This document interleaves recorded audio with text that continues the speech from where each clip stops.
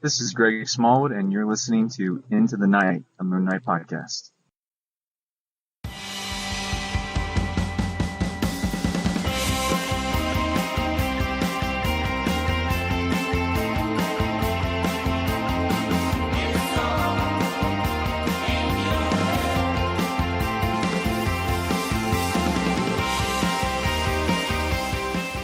Yes, welcome back, Looney listeners. You are listening to Into the Night, a Moon Knight podcast. This is episode 124, and this is a good one. I mean, we have a current comic to review for you tonight. It is an appearance of Moon Knight, much absent from current Marvel, comics. So it's really good to have him on in the comics. And with me tonight is a very special guest. I like to call him our Conan expert for tonight, Dave Finn from the Signal of Doom. Dave, welcome. Hello, Ray, and hello, your listeners. It's a privilege to be here. I'm excited. I mean, I just can't get enough Into the Night right now. And, I mean, Conan's involved. Conan and Moon Knight together. I wouldn't even say again. I'd say for the first time in history. Is it because you and I are such close friends, and the Signal and Into the Night are so aligned that Marvel has gone perfect marketing opportunity? That's what it feels like. Oh, Dave, I think it's even bigger than that. I think Khonshu and Crom have come together. Mighty Crom. Yeah. Crom doesn't care. Crom laughs at your petty concerns. Yeah, Crom is above, in corporate entanglements, I think. Crom doesn't care. From his brooding mountain, his lonely mountain, he just laughs at the pettiness of humans. Absolutely. And he and Khonshu are shining down on both of us. They've seen that what we're doing, and they see this comic, and they're just saying, look, this has to happen. So we thank the gods for that. Yeah. Dave, always a pleasure to have you on. You've been on before as well. You've done an Isla Ra. We went through your desert island books, which is a lot of fun. Yeah, we're in the Punisher. Where I was looking for Marlene. Remember, I was looking for Marlene in the mansion? She was nowhere to be seen. You are always looking for Marlene, Dave. Let's just say that. I am. And I know which Marlene I like. She's carrying a serious rig, and she's a very, very loyal girlfriend. She's a lovely woman. She should have her own series, and I should probably write it, I'd say. I bet you just can't wait for the TV show then. You'll see Marlene in the flesh, so to speak. Yeah. I'm looking forward to it. I like Moon Knight, but I really like his girlfriend. Yeah, I've got no doubt at all. Always good to have you on, Dave. It's going to be a cracker. Thanks, as I mentioned, Dave's from the Signal of Doom. We'll get into that. But welcome, Loonies. Yes, a very big podcast. I'm a very big deal. As in the words of Ron Burgundy, I'm kind of a big deal. The Signal of Doom are definitely worth checking out. Dave. He should be compulsory. Compulsory in schools, I feel. Yes. You light up the airwaves. Instead of a moment of prayer, they should play 10 minutes of the Signal. Just every day. Exactly. You light up the airwaves, Dave. I like to say you don't only light it up. You you set it on fire. You burn it all down. Thank you, Ray. So I did a solo show today, and let me tell you, I was in fine form. Fantastic. I was ranting at one point, and I actually said, I don't even know what I'm talking about at one point. I was so lost in my own mind that I actually said, well, let's just move on, because what more is there to be said? So continue, Ray. When does this drop, Dave? When does this drop? What, my new show? Mm-hmm. Well, it'll tomorrow, because I'm just editing it right now, so it'll drop tomorrow. And I've already had a few listeners reaching out to me because it's not there on the regular time. So these are guys who need it. They're out there on the road in the wilderness, and they need Signal, man. And so I've got a supply. It'll be dropping tomorrow. Are those Sunday in the States. The Mongolians, Dave? Are they the ones? Mongolians, and let me tell you, I'm making some moves that you wouldn't believe in France and UK right now. Our bedrock is our US listeners and our Australian listeners. I love those guys. But Mongolia and France and now UK have really come on board recently. I don't know what it is. I actually said, if I knew any French, I would thank you in French, but I don't. So, exactly. Well, they just have the show. I mean, that's thanks enough, really. I think so. Yeah. Well, funnily enough, I mean, you're mentioning the countries. I had a look at our one, and we're spiking in Finland for some reason. So hello to Finland. Hello to all the Finnish there. Thank you so much for... Hello to all the Nordic listeners. And let me tell you, Nordic, maybe in Sweden we have quite a few as well. So let me tell you, I love those countries, man, where the Vikings came from. You know what I'm saying? Like, where shit got real back in the day. That's it. So, yeah, I've always got a lot of time for those guys. That's it. Let it be said that Dave is never low on enthusiasm and passion. This is why we love having you on, Dave. I'm on a high, man. I've had a lot of coffee today. I'm ready to roll, dude. Throw it at me. Throw me fastballs. You know what I'm saying? I'm ready to knock them out of the park, dude. You know? All right. Okay, hang on, Dave. All right, excellent. So listeners, we are here, as mentioned. We're going to be... The big thing is reviewing Conan Serpent War #1. Not only that, though, one of the main reasons why we do have Dave here is... bundle of energy. Oh, you're crackling like financial advice? Like is it financial advice or what is it? Like, yeah, possibly. Relationship advice? Like, what do you need? No, Conan advice. Dave is our Conan expert for this. So I thought we'd do a little bit of a primer for loonies out there who may not know Conan too well, and are keen, obviously, on Serpent War. Going to just be throwing some questions at Dave. Maybe you can, elucidate Dave on Conan and Dark Agnes and Solomon Kane, which are the other characters. It should be a blast. Sure. So we've got Dave on for that. All the usual pizzazz and spiel. But first of all, I wanted to just kick off, Dave. So we met up just recently on the Friday with Natasha. In the flesh, with the lovely Natasha. Shout out to Natasha. Shout out to Natasha. She's been on both Into the Night and The Signal of Doom. We had a nice dinner there, some Vietnamese, Dave, in Hornsby. That was quite a nice little... Oh, it was lovely. Yeah. I was so damn hungry, dude. Like, and then it got past Dave's bedtime about 9:35, and I got a little bit sleepy at the table. But it was a fantastic dinner, and it's always great to see you guys in person, man. Yeah, exactly. Look, I thought the conversation ran its course. It was great. It was non-stop. It was firing all cylinders: games, comics, movies, great. TV. All that Red sort Hot of stuff. Chili Peppers got a big mention, if you recall, and at one point Natasha and I almost started breaking into song. You did. You getting guys, excited about the Chili Peppers, man. Yeah, you guys were in sync. Really good in the Anthony Kiedis biography as well. What was it? Also, Scar Tissue and Buffy was a mention. I'm not sure what Flea's biography is called. Flea has just put one out. Natasha could tell you what it is called. I haven't read it yet, but I definitely will read it. Yep. But that's just been put out. Scar Tissue was Anthony Kiedis' one that he put out 10, 12 years ago, which is well worth a read. Right. And also, Ray, yes. I'm on my new microphone and mixer, man. Exactly. Well, that's so what I'm I wanted rolling to... around. Yeah, that's another point of conversation that we had. You've got a new rig. I can see it in front of me now. Yeah, we are video conferencing. You've got a boom mic. How do you find the mixer and everything? This is the next level of the signal. Loving it. Yeah, absolutely loving it. I recorded the show today with the new mixer and new mic, and it was easy. And like, I'm not techie at all. Like, as soon as it's complicated, I need it to be kind of real, kind of simple, and then I'm okay. Yeah. And I went with it. Got good prices. The guys at Taramara Music Shop helped me out big time. I was very, very happy, and I feel like I've only scratched the surface, but I recorded a full show. The audio was really very clear, and I'm just excited. And the best thing is, the reason I got it is because I bought a new laptop, I can now have people in my office, and we can all record off the mixer, so I can have like up to 4 people in here. That's why I got it, so that I could have the likes of you, the likes of Natasha, etc., Stu. They can come around and we can be in the same room if we want to be. That's why I got it. And look, you don't go half measures as well, Dave. Dave has gone all out Rode mics as well. They're top of the line. Yeah.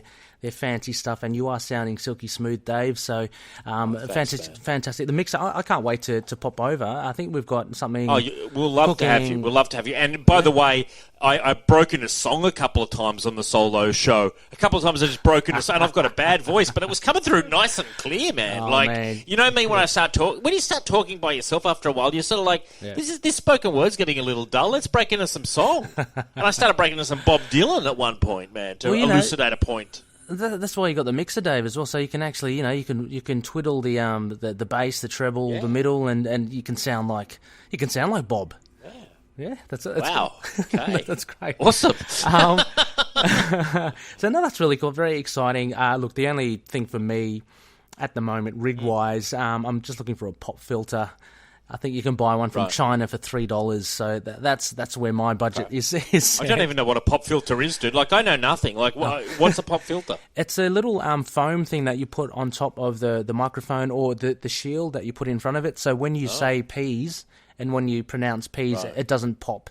Like, it doesn't, you know that the rush of air goes into the mic and you get that kind of annoying sound if you're listening to it. I think my other microphone might have one of them on it. Yeah, it did. It did. Old one. Yeah, it did. You've got the pop filter, so it spreads the air, so it doesn't make a poppy sound.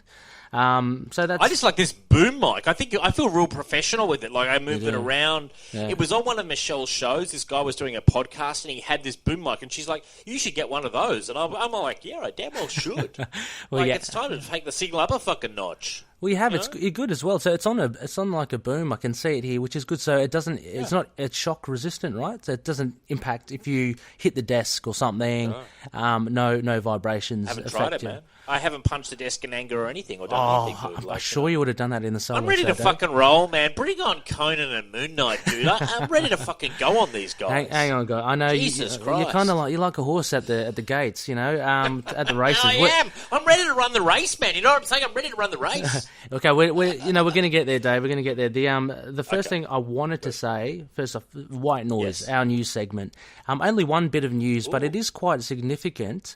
This was released, I believe, just today. Kevin Feige mentions that the TV shows by Disney Plus, Miss Marvel, Moon Knight, and She-Hulk will be ready by the end of 2020. So this is a lot earlier than what everyone was thinking. Now, the problem is, though, he did say we'll be ready. So I guess it doesn't mean the show will be premiering. It could mean that the casting and pre-production is all done. But exciting news nevertheless, Dave. I know you're a big Miss Marvel fan. You can't wait to see that one? Not at all.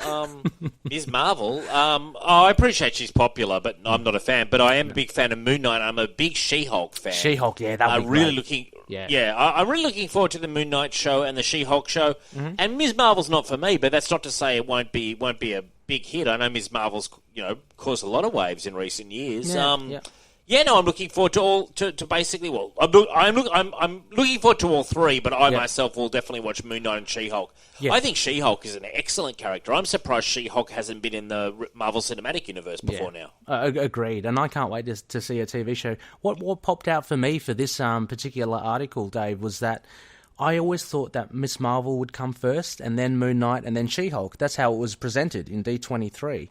It looks like they'll all be ready at the same time, so we could potentially get an influx of shows all at once, you know? Are these all on Disney Plus? Yeah. But I think they'll be released weekly, so I don't think they're doing the whole binge thing, but you'll potentially get all three shows available at once. So, I think that's a good idea. Yeah, I mean, it'll be really interesting if they interweave with each other as well. So, I don't know. I could see. I mean, She-Hulk's a lawyer, so I could see her having a lot of crossover appeal in any show she wants to be in. Yep. I'm really fascinated by who they're going to cast as She-Hulk. Will she be green all the time? Like in the comics, traditionally, I know She-Hulk's out, but most of the time she's just She-Hulk. Like she's the same, you know? Yeah. At least in the comics I've read, you know? Yeah, I think there's no way they can get around it. I mean, She-Hulk is She-Hulk. It's like kind of... I don't think they can, make it grounded. You know what I mean? Like, look at Hulk. They didn't do anything to him. He's green and he's big. I think they're going to have to make She-Hulk big and green as well. I hope so. I don't want them to ground it. I'm sick of them grounding everything. Fuck being grounded. Like that was Netflix, so that might be the Gone with the Dodos. You know what I mean? So we'll see. But that's the only bit of news. I've got a news item, Ray. I've got a news item. Yeah, sure. It comes from my sources. Remember that my source. I didn't reveal the source on Signal of Doom, but I broke the news on Signal that there's apparently rumors from my sources that Netflix characters are going to transition over to the Marvel Cinematic Universe. Remember that? Yeah. Source? That came down the pipe, man. That's from deep inside the fucking organisation, by the way. So deep inside, like real deep cover. So that's Charlie Cox, Kristen Ritter. We're talking about those the characters, Daredevil, Jessica Jones. Yeah. Daredevil, Jessica Jones. There's talk that they will be included in other Marvel, properties now. But I heard now, like I said, dude, a lot of Botha spies died for that information. You know what I'm saying? Like that was that leaked out of Marvel HQ and came to the Signal in the dead of night. Wow. Basically. So a couple of alleyways and bullets to the back of the head there, right, for some informants. Maybe a bit of cash was exchanged. I won't go into details, man. Yeah. Okay. Well, I know. Well, there you go. I'd love to see Daredevil mix it with Spider-Man, with Moon Knight. I'd love to see Punisher mix it with Moon Knight. Hell yeah. Those guys have always... How many times have we talked about Marvel Knights, Ghost Rider, Moon Knight, Punisher, dude? We've spoken about this, like, a lot of the time. And if it was the Moon Knight, whoever's going to play Moon Knight, John Berthenol as Punisher, and whoever's going to play Ghost Rider, putting them together in a Marvel Knights show, dude... I'd be so fucking happy, basically, if they could do that. You know, like my life mission may well have been achieved at that point. Yeah. You know, we've spoken about it so many times, Dave. I feel like they've actually made it already. I mean, that's how many times we've spoken about it. Do you remember my one where Ghost Rider picks him up at the airport? Certainly do. And Stu's like, now he's an Uber driver, and I'm like, well, he needs to earn a crust. Like, and they need someone to light a ciggy off Ghost Rider's face. You know, that's we all need that. Man. We all need that. Anyway, so that's it. That's the news bit. It's very short and sharp. These days, Moon Knight there's not much happening, but interesting to know about the Netflix stuff.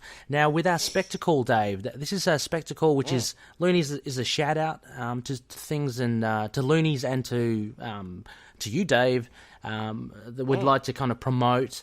And so you are from the Signal of Doom, Dave. If any of the listeners haven't heard of you or your show yet, tell us a bit about it. It's time to get involved. Look, Signal of Doom is a comic book and comic book movie podcast that I run.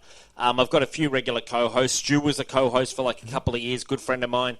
Connor's come on board now. Ray, you've been on before. Yep. We've got Jimmy Terzis coming in from the States on a semi-regular basis. Drew Geraci, Chuck Dixon's been on 3 times. Mike Barron's been on. I mean, talks with other creators as well. Yeah. It's just a weekly show that I do. It's a hell of a lot of fun to do.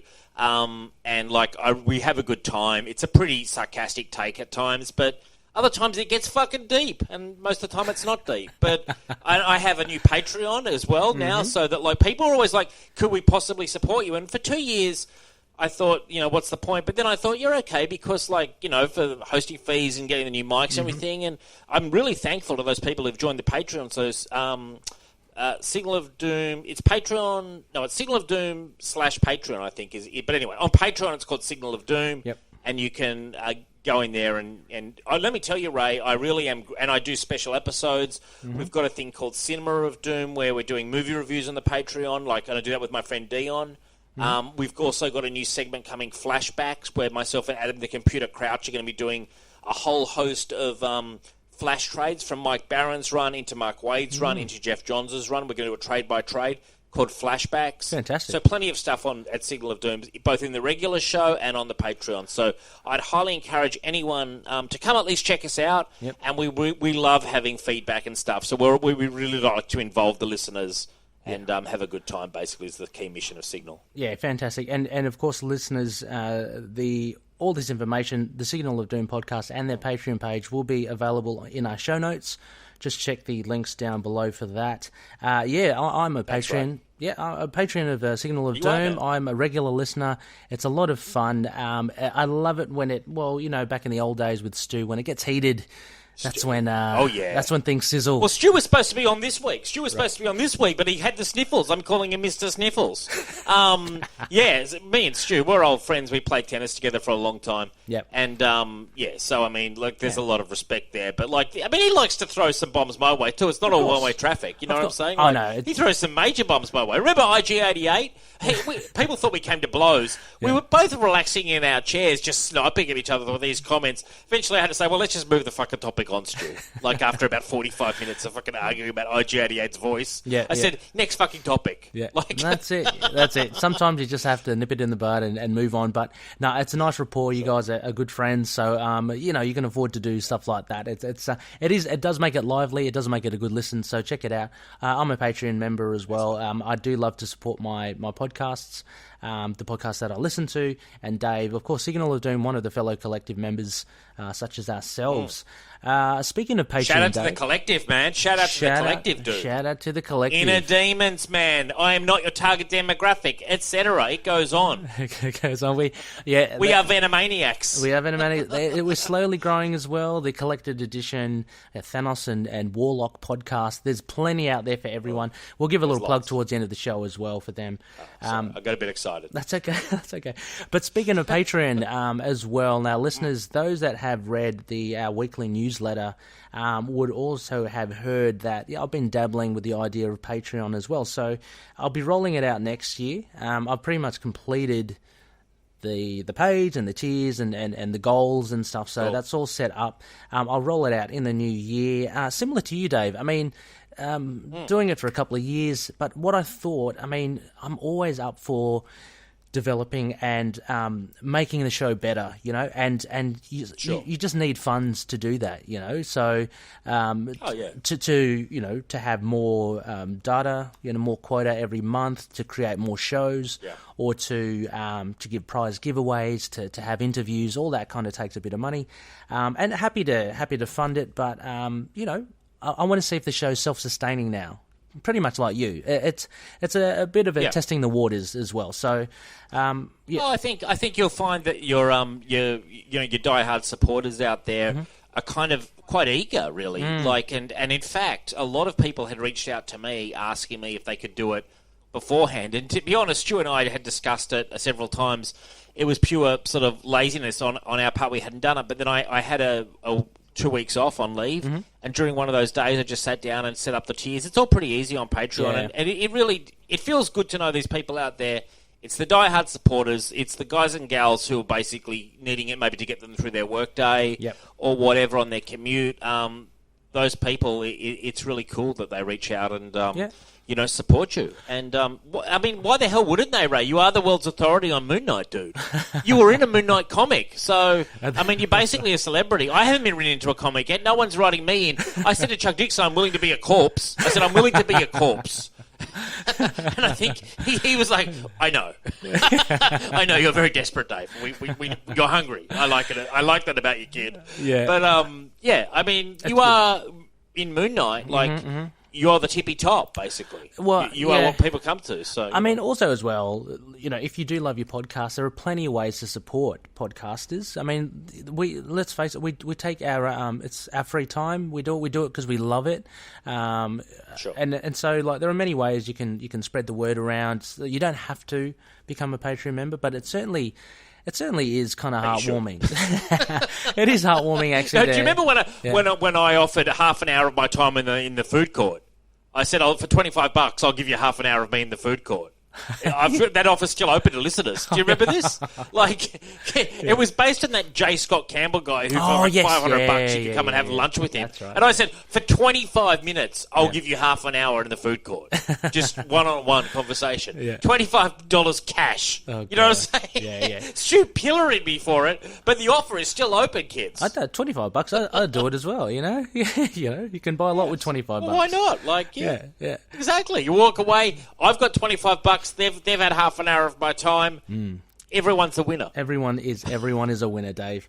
So there you go. So Patreon, those are the ideas coming this way. Also, I'd like to mention a final thing for the spectacle.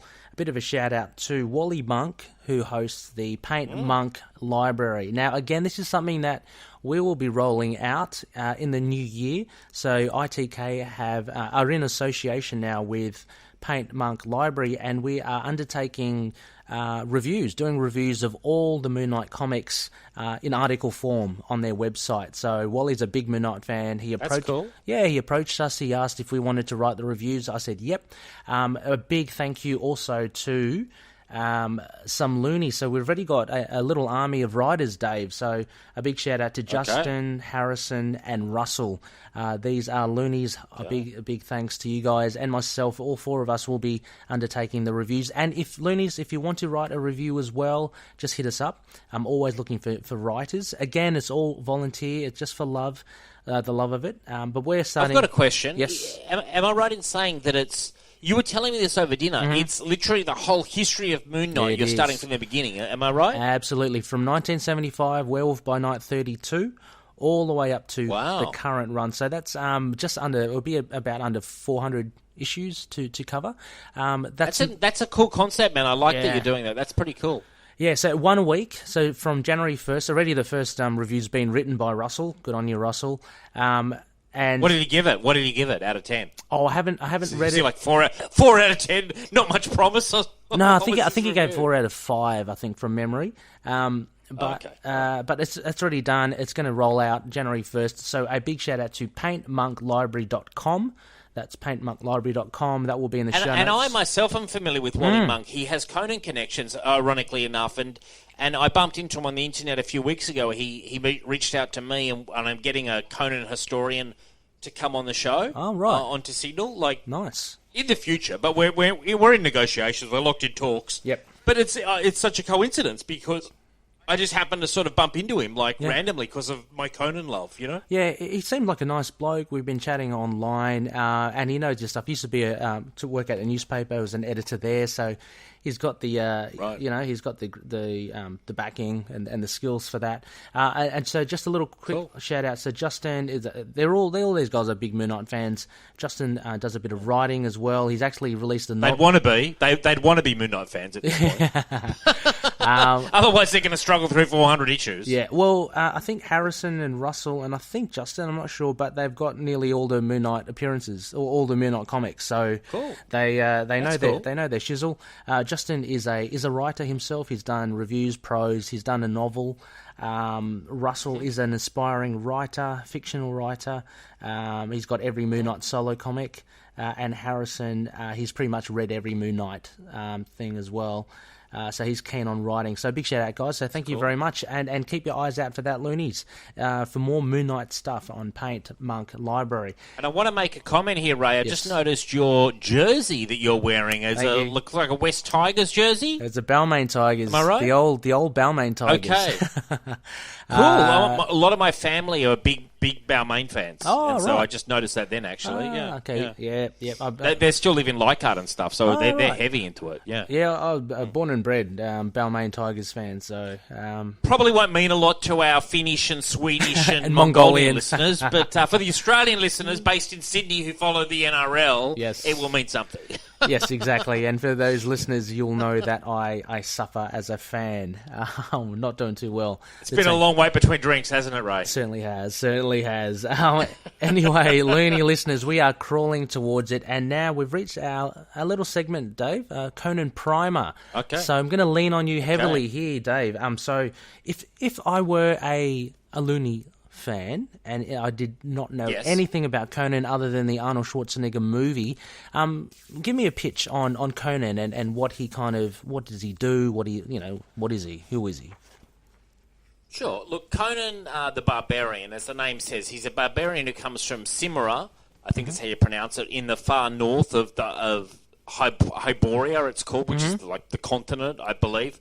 It's in ancient times, so it's basically like he is created by Robert E. Howard, and he is like an adventurer who comes from the north and travels through the south, and he's a mercenary, a thief, a pirate, and eventually a king, and also a general and stuff like that. And it's classic sword and sorcery world that he's in, and Conan just rolls around. He's like Arnie looked a lot like the Conan. Like if you think of Arnie as Conan, like visually, that's the best kind of Conan. He's big, he's beefy, he enjoys his women, his wine, his money, killing. He's kind of got a good heart tucked away underneath like a lot of not even bravado, just a lot of like muscle, basically. He really, and his career stretches from the very early days when he was kind of a thief, but he was already kind of more of a sort of brawler of a thief. And then he becomes a mercenary and a wandering sword, basically. And eventually becomes part of, like, in all the stories that Robert E. Howard wrote, he becomes a general, and then eventually he kills the king of a major empire, beheads him, becomes king. Right. And that is his destiny at the end of his life. By the end of his life, he will be king, and he kind of knows that prophecy. But Conan is a man that they say of gigantic mirth and gigantic melancholy. But most of the time, he's a pretty fun-loving guy. He's got quite a fatalistic view of life. Chuck Dixon wrote him very well during Savage Sword days, and he always wanted money for the flesh pots of the South. And Chuck said, it's not a guy who ever thought he was going to retire. You know, he lives for the next moment. He's a cool character. His world, I've said on the show, is as exciting as Lord of the Rings world, but yet he's such a vital character. He is good, but he's more mercenary. Like, he's motivated by money. He will do things out of the goodness of his heart, but it kind of goes against his instincts. He really is motivated by cash. He has a love for women. If he gets any cash, he's generally spending it with, like, at least 2 or 3 whores and having a lot of fun. He likes his wine. Many a Conan story starts with him waking up in bed with a massive hangover from the night before. He loves brawling. He's a cool character, basically. He's one of my favourite characters in fiction. I've got some recommendations if you want me to read them out for like stories and stuff. Yeah, just hang on. So Conan though, how did he get so good with the sword? Is that just through constant fighting? Born on a battlefield. Born on a battlefield, my friend. The Cimmerians, where he comes from, Cimmeria is a very harsh land. Think of like the Vikings, but before they became the Vikings. So when they were in the frozen north, So everyone there's like a hunter and stuff. So he was literally born on a battlefield. And he was taught fighting from a very young age. I mean, I a lot of it's been kind of filled in comics and stuff, but basically he was born to fight.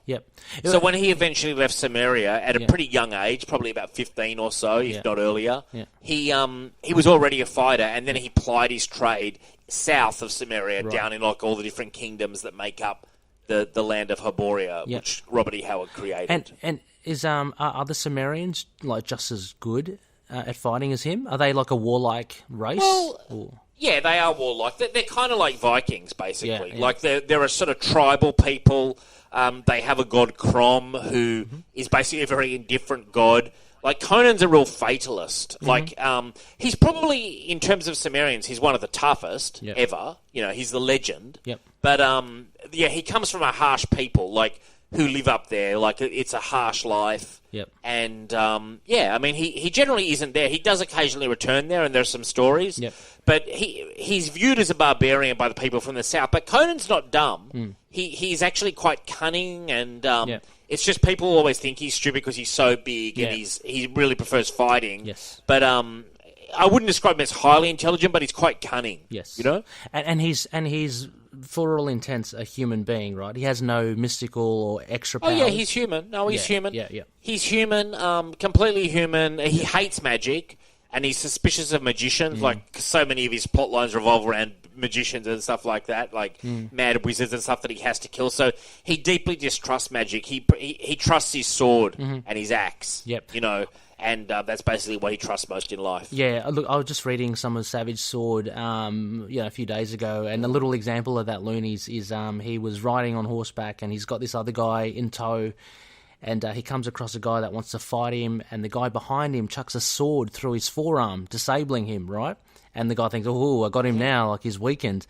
Not so with Conan. What he does, he jumps off his horse, he picks up an axe, and with his other hand, he massacres the horse that the guy was on, and the guy falls down. It's quite gory, quite bloody. But yeah, he's a tough nut to beat, Conan. Dave? And look, a trope in his stories is generally, quite often, he'll get beaten by like a mass of people. That's generally, and he'll get caught like. There's the famous example where he's crucified. Right. And that happens quite a lot in Conan's stories. Like, he eventually will get worn down. He's not unbeatable. No. But it just takes a hell of a lot, you know? Yeah, I've seen, the ones that I've read, he's been knocked out and overwhelmed a couple of times. So he can be, that happens a fair bit. And then he wakes up and then he escapes and then he causes havoc. So recommendations then, Dave. Let's get to that before we talk about Solomon Kane and Dark Agnes. Conan, for people wanting to read Conan, what do you recommend? Okay, well, first off, I've got to recommend the Robert E. Howard original Conan prose stories. They're available as reasonably priced collection editions.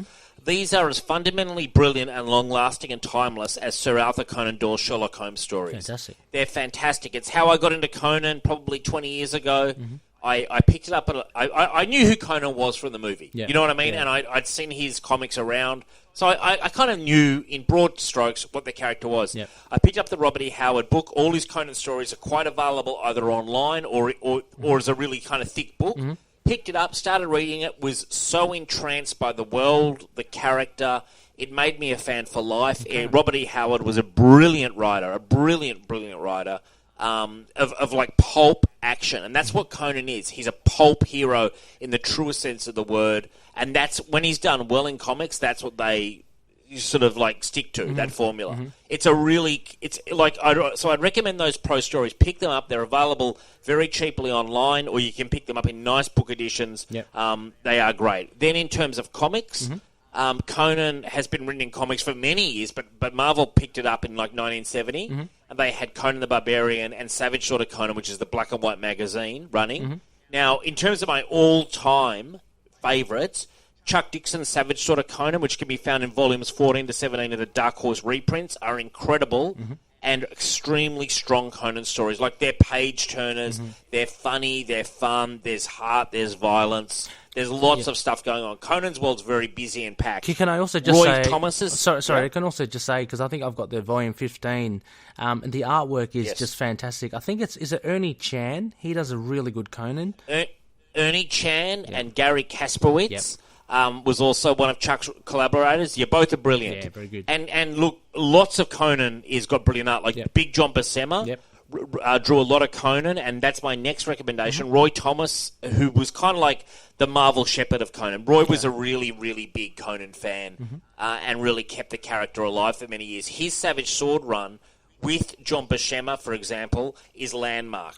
So I'm kind of going in order. Chuck's at the top for me. Yep. Roy Thomas's Savage Sword run. They're collected in phone-sized book editions from Dark Horse, and they're now being reprinted because Marvel reacquired the rights to Conan January 1, 2019. So they're now reprinting all the original Conan the Barbarian from the 70s in big omnibuses form. Both the Conan Barbarian comic, which was Comic Code approved, and hence less violent, and Savage Sword, which is a black and white magazine and is my favourite, which was way more adult. It had like nudity, violence, not super graphic, but just Conan's world is a very adult world. Yep. You know what I mean? Yep. Like it's a mature world, or teenage boy world, maybe some would say.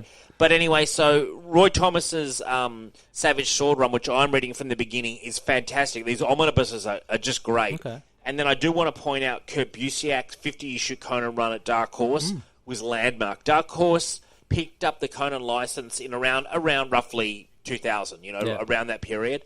And they did a really good job in shepherding the franchise. And Kurt Busiek's 50-issue run of Conan is great. Okay. And there's also other really excellent periods of Conan throughout the Dark Horse run. And they're now being reprinted by Marvel in Epic collections. Yeah, they're up to great. Volume 3 now. Yep. And I would recommend you get those. So really, that's a pretty broad picture. Yeah. Robert E. Howard, Chuck Dixon's Savage Sword, Roy Thomas's Savage Sword, and then you can also check out Roy Thomas's normal Conan the Barbarian as well. Yep. And then you've got the Kurt Busiek run, which I consider fantastic. And it's just a really, really, like, what they basically do is at times they directly adapt the Robert E. Howard stories. And then what they also then do sometimes is Robert E. Howard was a very prolific writer. He wrote for magazines back in like the 30s. Yep. And so they've actually adapted a lot of stories that he did for other characters that weren't Conan and put them into Conan stories. Okay. That was something they did as well. So, because Robert E. Howard was extremely prolific. Yeah. He unfortunately killed himself quite young. Oh, how old? But he was a very successful writer. I would have... I'm guessing like mid to late 30s. Oh, wow. His mother died, and I think he had like depression and stuff. He was a friend of H.P. Lovecraft. Oh, okay. They exchanged letters. Oh, right. H.P. Lovecraft's Cthulhu actually pops up in early Conan. Oh, wow. Because H.P. Lovecraft was very into allowing his concepts to be used by other writers, and they were good friends. Oh, okay. Cthulhu pops up in like early Conan stories for sure. I'm very interested. Like Rogue in the House, I think's one. Yeah, I'm very interested in the going back to the progenitor, the actual novels, as you were saying. So, they're great. Robert E. Howard, and look again, Dave, I'm going to have to grab that list off you and put them in the show notes as well. So, Loonies, you can reference to that easy. And speaking of Robert E. Howard, Dave, then Solomon Kane and Dark Agnes, who we'll see in the comic that we're reviewing. Have you come across them much in your readings? Do they cross with Conan a lot, or are they just separate characters? No. Okay. They're separate characters, and look, Robert E. Howard wrote a ton of short stories. Mm-hmm. So he had... Conan was his most popular, Okay. but for example, King Kull was one of his... was sort of predates Conan, and he's set in the same world but thousands of years before. Solomon Kane, I am familiar with him. I have read one or two Solomon Kane stories, and we'll read more. Yep. He's kind of like a Puritan character. He's exactly like, actually, in the comic we're about to do. Mm-hmm. He's like this kind of like hard-hitting kind of Puritan guy with these pistols, and he just goes around dispatching evil. Yep. A really cool character, and very kind of black and white is his world. You know what I mean? Whereas Conan's kind of a bit more relaxed. Conan kind of like knows when to give and stuff. Yeah. Like Conan's got a very kind of like easygoing almost attitude to life. Yeah, you know what I mean? Like life is fickle to Conan kind of thing. Enjoy it while you can. Well, I like Solomon Kane is a lot more hardcore. Yeah, I like the aesthetic of Solomon Kane. He just is, his gear. He looks pretty. He's very distinct. And we see in the comic, it's a great visual. Yeah, and we'll see later on. He's a guy with a sword as well. 16th century as well. So we're talking, quite a far way back. Oh, yeah, Robert E. Howard did a lot of historical fiction. One of my favourite Robert E. Howard stories is Hawks of Outremer, which was in the Crusades. Okay. And an Irish crusader who came over. And Robert E. Howard really loved historical fiction. Like, he's one of the best writers of all time in that genre. He's probably slightly underrated because people only associate him with Conan. He actually is a fantastic storyteller, and you can pick his stories up on Amazon and Kindle for like 99 cents because they're public domain. Oh, fantastic. And so you can get like massively good deals on Robert E. Howard stories. He's a fantastic writer. Dark Agnes, I haven't actually read before, but I know her backstory, and I believe the character of Red Sonja. Red Sonja was a character that in name Robert E. Howard created, but Roy Thomas actually took the Red Sonja sheet of the sword that we know and did his own spin on it. Oh, okay. But I think Dark Agnes was one of... Yeah, so I think Dark Agnes... I mean, so it's credited to Robert E. Howard's estate. Yeah. Okay. Yeah. But Roy Thomas and probably other people outside of Roy Thomas really worked on the character and made her a very substantial character in her own right. She's still got comics that run now. Yeah, exactly. But I think Dark Agnes was one of the inspirations that Roy Thomas took. So what a lot of the writers did, and Roy Thomas kind of basically plundered the whole Robert E. Howard library. They take stories like a Hawks of Outremer and convert it into a Conan story. Okay. They do that kind of thing because they were looking for material. Yeah. And Robert E. Howard gave them so many good historical fiction stories to do that with. Wow. So many writers, not just Roy Thomas, have done that, like in prose as well. Yep. And so do you know, like, much about Dark Agnes? What's her deal? Is she like a pirate or something, or what is she? Like a... Look, I know the broad strokes in that she was a character who was going to be betrothed to someone she didn't like. Okay. And potentially, I think, may have been raped, and then she escaped, and then sort of made her own way as a swordswoman kind of thing. Okay. So, like, and I think she has a partner. I haven't actually read the stories, but I sort of know the broad strokes. So she escaped a bad situation, and then really trained, I think, with a master swordsman or something, and became like this badass. Yep.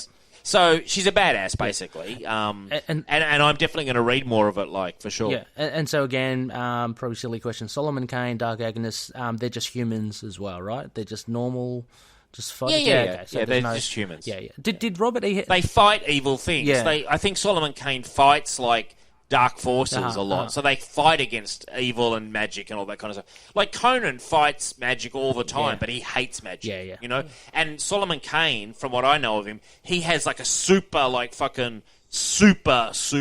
Christian Puritan view of the world. Like, the darkness can burn in hell kind of thing. Yeah. Like, that's kind of his deal. Oh, right. Okay. No, I mean, interesting to hear. And Loonies, we're getting to it now. The review will be interesting to see, I guess, how they all interact with our boy Moon Knight. But no, thank you, Dave. That's a really cool little primer to Conan and to Dark Agnes and Solomon Kane. I'm no scholar of it. Like I am very much a fan of it. But let me tell you, these writings by Robert E. Howard actually really influenced me as a writer and inspired me. Not just influenced, but actually inspired me. Like, when the first time I started reading Conan, I was reading and thinking, oh, this will be okay. You know, and then I was like, this is fantastic. The world they paint, that Robert E. Howard paints, is so vivid. I can see why it spawned like so many novels and so many comics, because it's such an expansive world. And really, frankly, Robert E. Howard's other works outside of Conan are also really strong. Conan was just the one that hit really big. Right. But Cull, for example, Cull of Atlantis is also really strong. So Robert E. Howard is a major, major influence that writers like J.R.R. Tolkien mentioned, George R.R. Martin have mentioned. Many writers of like renown have mentioned the impact that Robert E. Howard had as a storyteller. Oh, fantastic. And Dave, actually, you just reminded me, forgot to ask you to give a plug as well, your novels. Do you want to give a plug? Oh, thanks, Ray. Well, the Des Moines series, Des Moines, Blade of Exile, Des Moines City of Innocence, and Des Moines Soulfighter is the most recent one. If anyone wants to check out kind of like hard-hitting sci-fi fantasy action starring a mercenary Des Moines against the forces of evil, you should check out Des Moines Soulfighter, which is the most recent book. They are a blast to write. I'm working on a new one now, which has Des Moines against this massive cult organization. It's pretty full-on. I won't even get into details, but let me just tell you, it starts with the world ending, Ray. Excellent. The new book starts with literally the world ending. A great way to kick things off. That's how the new book starts. That's how it kicks off. I told my dad, and he goes, "That's dark." And I go, "It gets darker." I said, "It gets darker." But she's got a very sarcastic view of life, and likes to have a lot of fun. She's a great character to write. I really appreciate it, and I've got more plans for Des Moines in the future. But there are 3 novels out now that you can pick up on Amazon through Kindle or in paperback format for sure. Oh, there you go. So listeners, once again, in the show notes, check it out. It's a good, if you're into fantasy, Dave, you're well seasoned with that. Your comic book, collector and reader, your fantasy. Sure. It's all great. It's all good. All right, Dave. I think this is. Thanks, man. Yeah, I think this is about time. We're going to go to a quick break, all right? And but when we come back, listeners, Dave and I will be steeling ourselves for this first issue of Conan's Serpent War, which we'll be reviewing. Let's see how Mooney fares in this, and let's see how Conan fares in this. So stick with us. We'll be right back. Hey there. I'm sure you know about the Capes and Lunatics podcast, but have you heard about the Capes and Lunatics Sidekicks podcast? It's a fun home for classic and new reviews of just about everything. We have the Ultimate Spider Cast, where we cover everything Spider-Man. The Quantum Zone, where we talk the classic Marvel character Quasar and do deep dives on the cosmic side of Marvel. We also have Comic Capers, where we cover everything old and new in comics. It could be anything, any company, any decade. And we also have our Media Mondays, where we cover some kind of TV show, be it a Arrowverse current hit or our summer specials, where we do reviews of classic episodes of the Buffy the Vampire Slayer spinoff Angel. So, if you're a fan of pop culture and media, you should really check it out. And I promise you, you won't be disappointed.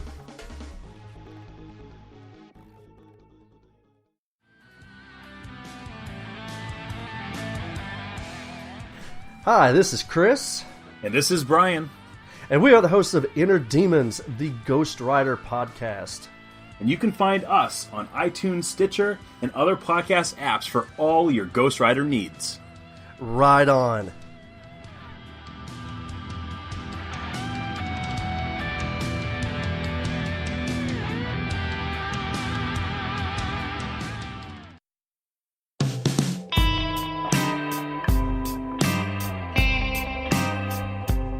Yes, welcome back, Looney listeners. You are listening to Into the Night, a Moon Knight podcast. This is episode 124, and we are doing a LUNAR-PICK new comic book review. We are doing Conan's Serpent War 1, which features Moon Knight in it. And with me is special guest Dave Finn from the Signal of Doom. Dave, you've just given us a nice rundown of Conan.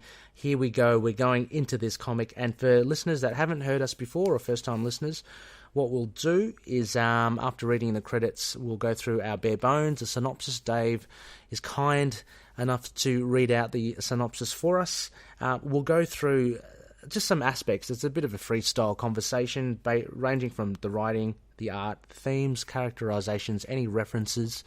And we'll finish this off, Dave, with our moon rating system. Now, you can choose from either our vanilla rating system or our Connor Shoes rating system. Both are very good indeed. Thank you, Connor. Patent pending. Anyway, here we go. Conan Serpent War #1, written by Jim Zub, art by Scot, Eaton, Vanessa Del Rey, and Stephen Segovia, funnily enough. She related to Lana Del Rey? Well, we should ask her to sing and see how she goes. Can she hook me up? I love Lana Del Rey. Oh, yeah, she's she's very good indeed. She's a very, very good singer and very attractive lady. Yes. I'm just trying to find... I thought I'd easily find the credits to this in the comic. Oh, here we go. It's right at the back. And then we have Frank D'Armata as colorist, Inca Scott Hanna, and we also have James Allison. Sorry, what am I saying? That's from Vanessa Del Rey. We have also VC's Travis Lanham as letterer, cover artists Carlos Pacheco, Anika, and Frank D'Armata. And we finally have our editor, who is present editor Mark Basso. So with that, also available as single issues or digital on Comixology or Kindle. Dave, would you be so kind as to let the Looney listeners know what issue 1 included for us? It would be my pleasure. A lone being named James Allison lies in bed, broken and forlorn, with nothing but his distant memories to comfort him. James Allison is no ordinary man, and as he edges toward what is seemingly his death, he recalls the countless lives he has led throughout the centuries, from barbaric adventures to gothic invasions and holy crusades. Allison is haunted by a being with serpent eyes, and it is this very being which seems to be Allison's reaper in disguise. The serpent being forces Allison to remember his sins and recall one of his past lives, a life as a man named Niord. It was as Niord that Allison came face to face with a serpent monster named Sather. After Niord discovers the beast has slaughtered half his tribe, Niord defeats the great snake, and it is this memory that is reminded to Allison from the voice in his head, the voice belonging to Set. Allison reaches out and transverses the universe and links up with a man named Moon Knight, a serpent of Khonshu, and one susceptible to join Allison's cause. Allison's aim is to recruit a team to assist him in defeating the voice in his head, the voice that is compromising his immortal soul. So, with the help of Khonshu, Moon Knight is recruited. Others join shortly after, as Allison appears to be slowly assaulted by menacing tentacles. Solomon Kane is recruited from 16th century Northumberland. Cutthroat fighter Dark Agnes is lured into the quest after having been confronted with what appears to be black magic from a band of villagers in Pothnio Sharents. And finally, from the Hyborian Age, Conan the Barbarian is afflicted with serpent visions after having battled an avatar of Set, the Great Serpent. His hallucinations draw him towards the call of Allison from beyond. As the four recruits become more entrenched in Allison's otherworldly influence through battles that they each find themselves, in a flash of brilliance they mysteriously discover themselves paired up.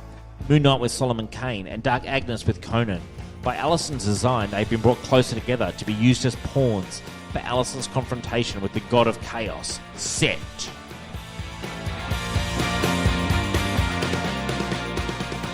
Yes, there you go, Looney listeners. Thank you, Dave, for that reading of the synopsis there. So, very much a set-up issue. Wouldn't you agree, Dave? But I think one that was kind of successfully done.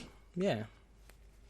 Yeah, I mean, I read it a couple of days ago when it came out, and I read it just before I did the show, and I found that on a second reading it tied together probably better than a first reading. Yep.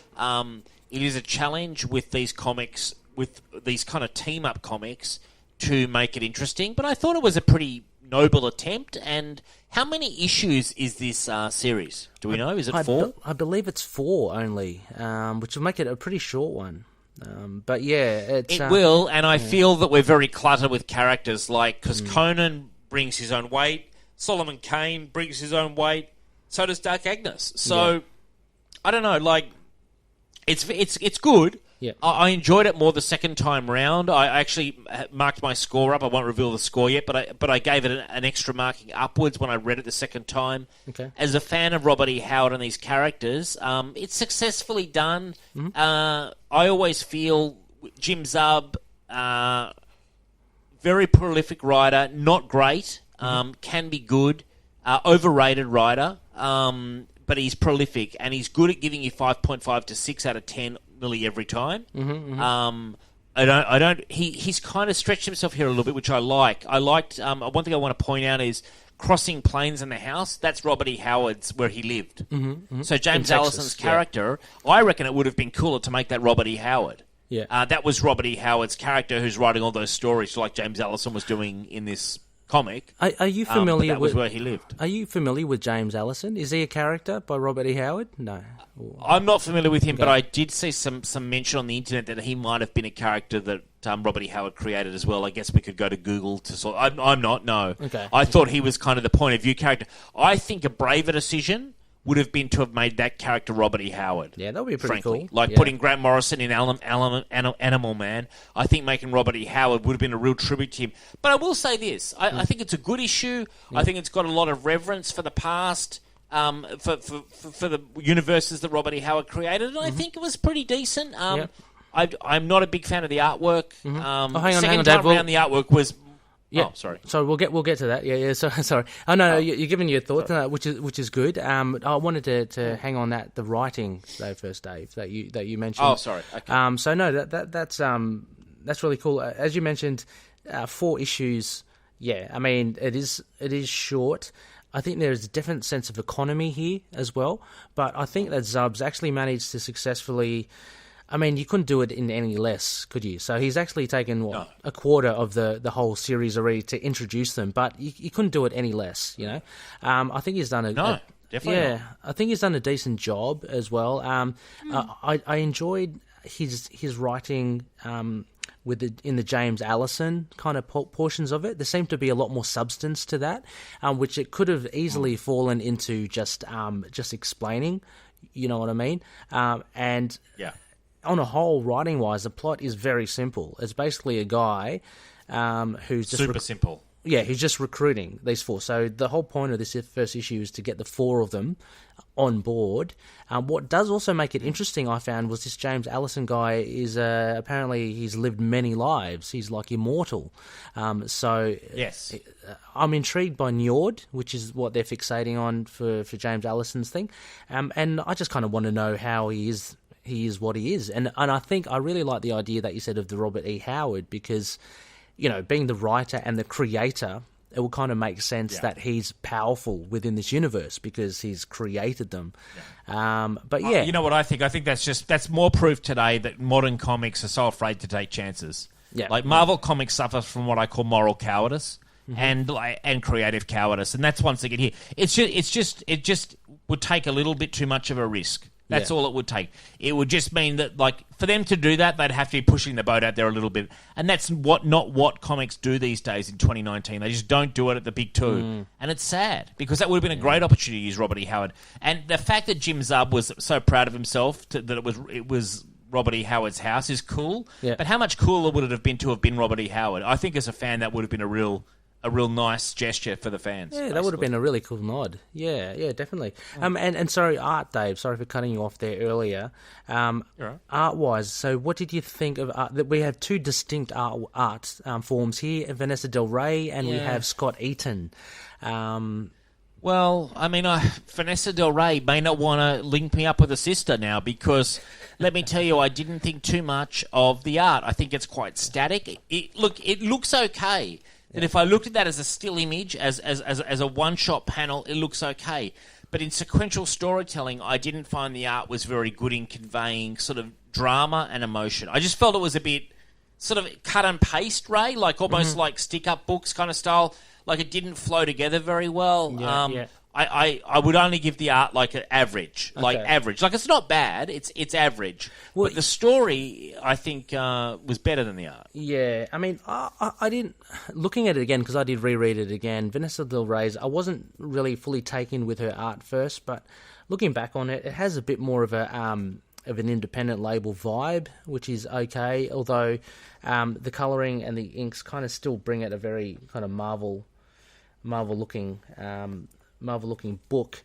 Scot Eaton, I can obviously... There's a lack of backgrounds, Ray. There's a real lack of backgrounds. I'm looking at it now, like, that's something where I feel like there's not enough backgrounds in the artwork. Like it's just very much the figures. Yeah. Like it just all looks a bit sort of cheap or juvenile. Yeah, and the story isn't juvenile. Do you know what I mean? Like it's lacking in depth. I know what you mean. It's a style of, I think, of Scot Eaton for me. Look, some of the things that he does draw is really good. Like he does actually draw a very nice Mooney here and there. There are some splash pages there which I do like. His introduction to Dark Agnes. I actually got. Did you get a bit of a Greg Land feel for that first look of Dark Agnes? I thought it was. Potentially. I've got less problems with his characters. Yeah. So his characters look really good. Like his solo image here I'm looking at of Dark Agnes look excellent. Yeah. As does his Conan. Yep. It's where he sequentially has to tell the story and the action is taking place that I feel it feels thin. His actual static shots of characters is really good. Yep. But I totally know what you mean. I think Wayne and I, in our discussion of the preview, kind of touched upon it as well. There seems to be a lack of something, some depth of something in there, which actually defines it a lot more. You can kind of tell where Scot Eaton has spent more time, on than on others. And I'll say this is a common complaint I have with modern Marvel comics. I think modern Marvel artwork has gone down dramatically in recent years. Like, I think there's a creative sort of problem. Like, it's not that the artists aren't good. Like I'm not actually saying they're not good. I'm just saying that they lack background, they lack depth. It feels very sort of like someone's cutting and pasting images in. Like it lacks much feel. Do you know what I'm saying? Like there's not a lot of feel to these drawings. I tend to, Yeah. I tend to get that sense from Marvel, but not across the range. Obviously, their top tier books are a lot different, but there seems to be some titles which appear for me that Marvel have said, okay, this is just. It's not on the top priority list. So let's engage an artist who can get the work done, but not necessarily carry the goods. The only other thing about the art, I'd say, Dave, which I think is a bit of a positive in any case, is we are treated a lot with splash pages, because I think you've got these big bold statements of introducing these characters in this first issue. Both Vanessa Del Rey and Scot Eaton treat us with a lot of really beautiful pages. But, I mean, I totally agree with you about there being just a bit of a lack of depth in the works. But the figures themselves are quite good. Well, I'll make a point. Jimmy Palmiotti often talks about when people show him art, he says, I don't want to just see splash pages. I want to see sequential art if I'm looking at a portfolio. And this feels to me like someone who really specialises in splash pages and cover images, trying to be an interior artist. So that's why it's average at best, really, as a piece of art. Yeah, no, that's a fair point. Well, as a piece of storytelling, visual storytelling, I guess. Yeah, exactly. Yeah. Are there any other points for the art, Dave, that you'd like to raise? No, I think that the scenes with James Allison are better than the scenes showing action of, say, Solomon Kane or Dark Agnes. It's not that the figures of Dark Agnes and Solomon Kane are bad, because they're not. They're excellent. It's the storytelling around it. Whereas the scenes with James Allison in the bed, I thought looked fine, were sort of perfect. So there's pluses and minuses. I mean, artists mature. This could be, I'm not familiar with the artist, this could be someone at the start of their career, in which case it's very strong work for someone at the start of their career, Yeah, for sure. People get better as they go along, and just like in writing, artists develop as they mature. Oh, absolutely. And I don't want to disparage him as well. Look, as you said earlier, Dave, the art is very solid. It's just the content and how he fills the page, which kind of, Well, I was thinking about it when I was kind of rolling around today. Basically, it's cut and paste artwork. And it's very symptomatic of what I see in a lot of Marvel comics, modern Marvel comics, and again and again, their thin artwork lets them down from a truly great score because they need to improve. I'm not going to give them any excuses. They don't get a free pass from me. No, the product's average at best. Yeah. You are a very stern gatekeeper, Dave. But that's exactly why we have you here. That's great. Thanks. All right. Well, we're moving on to characters now. Look, and I want to focus first on our characters. So, with Moon Knight, Look, I thought it was a pretty decent portrayal of him. It seems like they're going down the route of the Cullen Bunn Moon Knight Annual, which was released just recently, in which Khonshu is pretty much a given. Like, there's no more ambiguity as to whether he's actually part of Mark's psyche or he's actually an Egyptian god. It seems like Marvel now have decided, he's actually a god. Which you know, why not? I mean, like it's a fantasy universe, and I know that's the hook of. I mean, I'm no Moon Knight expert like you guys, but I've read my fair share over the years. It's often treated as like ambiguous, but like in Marvel Universe, is the idea of an Egyptian god giving Mark Spector commands that absurd? Not really. Oh no, not at all. And I think it works perfectly with this story because you have Conan, you know, with Crom, and you have Solomon Kane with his very kind of Christian, angle. Although, can I say this? Conan doesn't pay any attention to Crom, and Crom doesn't pay any attention to Conan. Crom's an indifferent god, and Conan has at best ambiguous relationship with him. Conan doesn't really care what Crom thinks, and Crom doesn't really think about what humans think. Crom's a very sort of he's famous for his indifference, basically. Does he ever interject at all, or aid? Well, Conan? there's the scene in the Arnie movie where he gives Arnie like a shield or something, and there are moments where he will interject in Conan's like hundreds and hundreds and hundreds of comics, but mostly. Crom exists for Conan to say, by Crom, he swears by Crom every now and then, damn you to hell. Conan doesn't pray to Crom. Do you know what I mean? Yeah. And Crom doesn't want people to pray to him. Crom is an indifferent being. Yeah. It's a different relationship. I've got to say, I, myself, thought this was a very simple, kind of basic depiction of Moon Knight, but I thought it worked well. But you are right. Like, if this was his own title, there'd be more room to explore his relationship with his god. Whereas I quite like they brought Khonshu in as a mythological being to sort of tie this story together. I thought it was done actually quite cleverly. Yeah, I mean, that is the thing. Another thing, as you said, it brings up, there is a total lack of the identities of Moon Knight. We don't see, again, one of the big things. But again... No Marlene either. No Zero Marlene. No Marlene. But, as Cullen Bunn did in the annual, it's a choice you make, as Jim Zub has decided, let's focus on the Khonshu angle and the Egyptian god angle, and I guess that's the way that we're going to go with it. But I just wanted to point out, it's another fresh take on Moon Knight, and I wonder if we do get a series later on, if this is how Marvel wants Moon Knight to go, and going even further, Dave, I wonder if this is how they'll be tackling the TV show, Khonshu as an actual being. What do you think? I think that's an interesting way to go. I think that I like the idea of Moon Knight and Mark Spector stories as well. So I'd like the TV show to tackle some of Mark Spector's flashbacks as a mercenary. I think that's really interesting. Mm-hmm. I don't know. Like, I could do without the ambiguity. I wouldn't mind if he sees Moon Knight. Moon Knight sees Khonshu, treats him as a real god. And at some point, it's his hallucination. But in general, I don't mind the idea of him.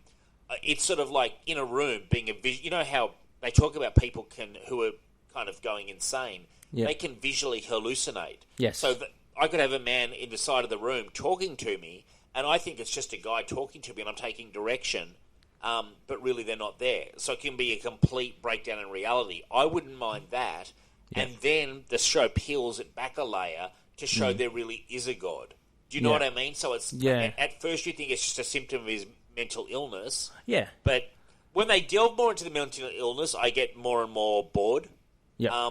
I find the mythological angle actually more interesting. Cool. Interesting, yeah. And I think you could just treat him having manic depression or bipolar from his days, PTSD from his days as a mercenary. I think you can play... I'd play with all of them in a bit of a jumble, but I like the idea that there is a mythological being there. I think it's kind of cool. Yeah. I mean, well, that certainly leans towards your, I guess, your penchant for Moon Knight, not Moon Knight, for Conan. So that, that's understandable. And look, I do like the guide as well. I like this whole mythology. I'm a big fan of Hercules as well. All Greek mythology, stuff like that. It's very interesting. Let's not forget, Ray, that time at Oz Comic Con where you managed to get those Marvel Legends Hercules figures on the prowl. If anyone had seen, he was like a panther prowling around the con. I tell you, Dave, I can and never forget it. Still to this day, that is probably the most handsome Marvel figure I have at the moment. It's a real. Really? I'm really proud that I'm really glad that I got it. The Hercules figure is really good. Anyway, I ticked off on it. Remember, you turned to me and go, "Should I get it?" I was like, "Get it, do it." I was like, "Do it, Scotch and Cola, do it." Yeah, you're the devil on the shoulder, the Crom on the shoulder there. Exactly. So Conan then. So Dave, what are your thoughts on Conan's interpretation here or depiction? Was he done well? Yeah, look, one thing Jim Zub does well is I've got some more comments to make. Jim Zub has a good grasp on the Conan character. This is your basic, generic template Conan. I had no issues at all with it. This is how I feel Conan should be done more often than not. Conan is a simple pulp character. He's not complicated. Conan doesn't have sort of mental illnesses. He doesn't doubt himself. He's brave. He leads by example. He's heroic with a massive slash of a mercenary. So mercenary interests ride for Conan. But no, this was fine. Like, I had no problems at all. And Jim Zub recently did a Savage sort of Conan story that was also very good. I read that one. Yeah, he's about to be the ongoing Conan writer after Jason Aaron. And I've got good feelings about it, although I do want to say one thing. Jim Zub was saying how he wants to, work with Conan, but maybe skew away from some of the more common cliches. And I say, no, embrace those cliches. That's what Conan fans want, and that's what Conan is. And that's how Conan was created by Robert E. Howard. Yeah. And that's how the best Conan, your Chuck Dixon and Roy Thomas, has treated Conan. So actually, Conan should embrace his love of wine, women, and battle. He needs all that. That is Conan. Like, if you change that, you're fundamentally changing the basic character. And no, I had no problems with this. I think it's a quick depiction. He's only got a certain number of pages, but I was fine with Conan's depiction in these pages. Yeah, me too. Look, one of the things that stood out for me, and look, he had a brief kind of appearance in this issue, compared to some of the others. So there's only so much you can kind of gather from it. But what I liked about it, and what set him apart from the others, was that, Conan, you can tell he's a battler, because the way they set him up here, he fought an avatar of Set, he got poisoned or something, and so he's suffering from hallucinations, but he's still trying to, shake himself free of that. So I kind of like that aspect. He's very strong-willed. Conan's extremely strong-willed. Yeah, and that's one of the things I love about Conan, and they do well in the comics, actually. Like, the original stories have it as well. Conan is a person of incredible determination. He's just also massively mercenary, so it kind of mixes. He's not this like whiter than white hero, but he's got a massive level of determination, and once Conan gets an axe in his hand, heads are going to roll, basically. Yeah. And would you agree that I guess the aspects that you're saying that Jim Zub wants to get rid of, but you want to retain, I think that kind of keeps the pulpiness of the character of Conan, and I think maybe Zub is trying to, although he's saying, I think he's trying to go for a pulpy kind of feel for this comic. Did you get that vibe, or is that... He's trying, and he's right to do so. Yeah. Jim Zub is an okay writer. Nothing more than that. He's overrated, personally. Like, he's prolific. So I'm not actually Jim Zub's biggest fan. I think he's okay. I think he understands fantasy. He's got a very irritating habit of injecting comedy into his fantasy books that is developed early on. Like, you read his Dungeons and Dragons, it's almost unreadable. You think, my God, why does he have to make Dungeons and Dragons this like farce? Yeah. But then again, I'll be quite fair. His Skull Kickers, which has fantasy and has humour, is excellent, and that's kind of where he made his name before he got the Marvel work. I've read a lot of Jim Zub. He's overrated, and he has his weaknesses, but he is prolific. He can turn out a book on time, and he does love Conan. And if he doesn't make Conan a farce, I think he'll be very good. I'm right on the fence with Jim Zub. He's got a lot to prove. He thinks he's a lot better than he is. and a lot of Conan fans like myself are watching intently to see which direction he takes the character in. Yeah, it's funny because I've only kind of been just aware of a lot of his works lately.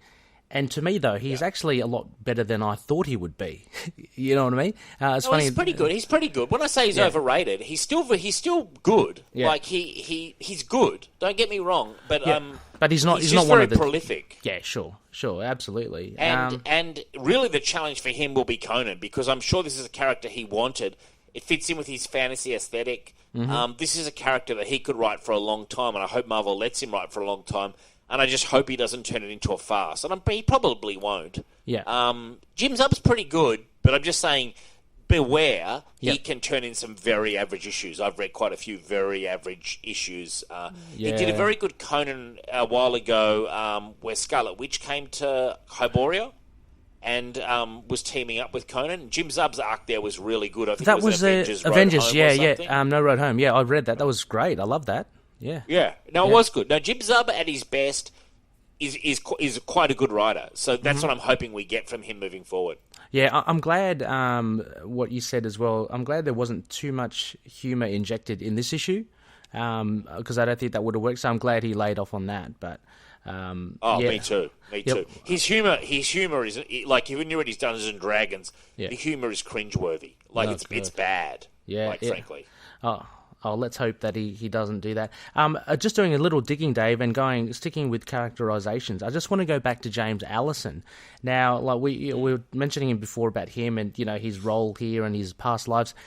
Apparently, so he is a Robert E. Howard creation, James Allison, and he was involved in about 8 fragmentary stories that never really made completion, but 2 of them, The Garden of Fear and The Valley of the Worm, which I think Marvel have reprinted, show a story of James Allison. So James Allison is actually a character, and he is this kind of